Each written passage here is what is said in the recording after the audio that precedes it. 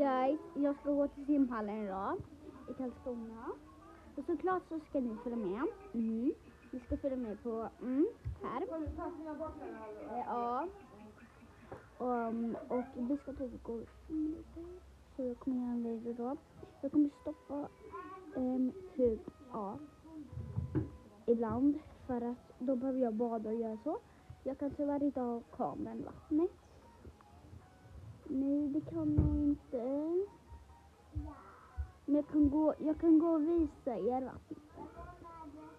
Men i så fall måste jag ha er. Hela tiden. Men det kommer jag inte vilja göra. Så då så ser ni att det är typ mörkt nu. Klockan är 5.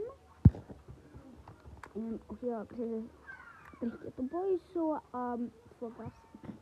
Så jag är lite ont i magen. Ja, men vi ses där typ om min kropp eller något.